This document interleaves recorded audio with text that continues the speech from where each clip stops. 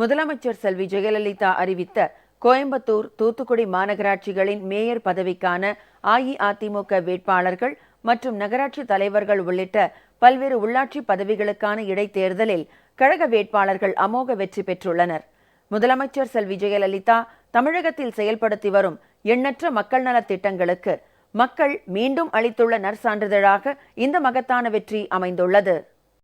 திருநெல்வேலி, தூத்துக்குடி, கோயம்புத்தூர் ஆகிய மாநகராட்சி மேயர்கள், 8 நகராட்சி தலைவர்கள் உட்பட உள்ளாட்சி அமைப்புகளில் காலியாக இருந்த 2130 பதவி இடங்களுக்கு இடைத்தேர்தல் அறிவிக்கப்பட்டதில் திருநெல்வேலி மாநகராட்சி மேயர் மற்றும் கொடைக்கானல், சங்கரன் கோவில் உள்ளிட்ட 4 நகராட்சி தலைவர்கள் உட்பட முதலமைச்சர் செல்வி ஜெயலலிதா அறிவித்த அஇஅதிமுக வேட்பாளர்களில் 1589 பேர் போட்டியின்றி தேர்ந்தெடுக்கப்பட்டனர்.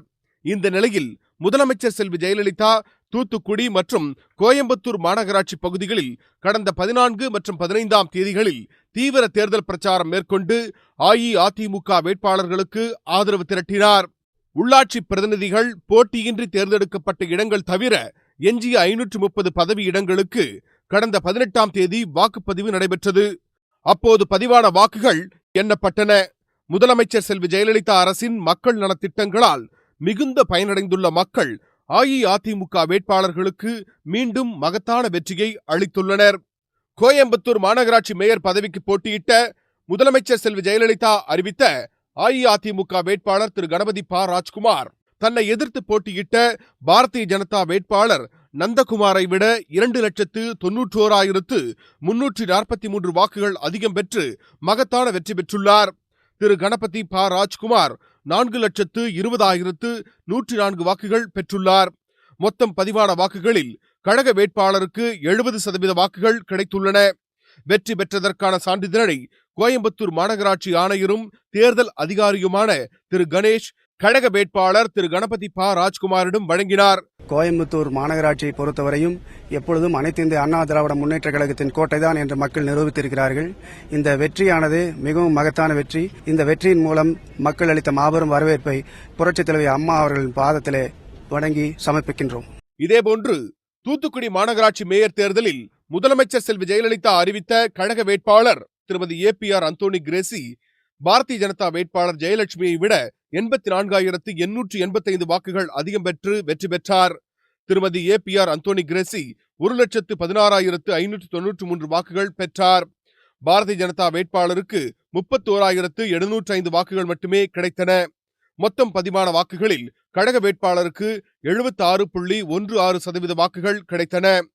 தூத்துக்குடி மாநகராட்சி மேயர் தேர்தலில் வெற்றி பெற்ற கழக வேட்பாளர் திருமதி அந்தோணி கிரேசியிடம் வெற்றி பெற்றதற்கான சான்றிதழை தேர்தல் அதிகாரியும் மாநகராட்சி ஆணையருமான திருமதி மதுமதி வழங்கினார்.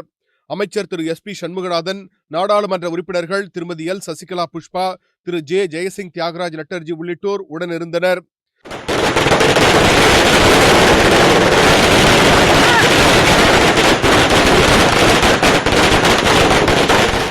புரட்சித் தலைவி அம்மா அவர்கள் ஏழை எளியவர்களுக்கு செய்த சாதனைகளினால்தான் தூத்துக்குடிக்கும் புரட்சித் தலைவி அம்மாவுக்கு கிடைத்த வெற்றி என்பதில் தூத்துக்குடி மக்களை நாங்கள் பெருமைப்படுகிறோம்.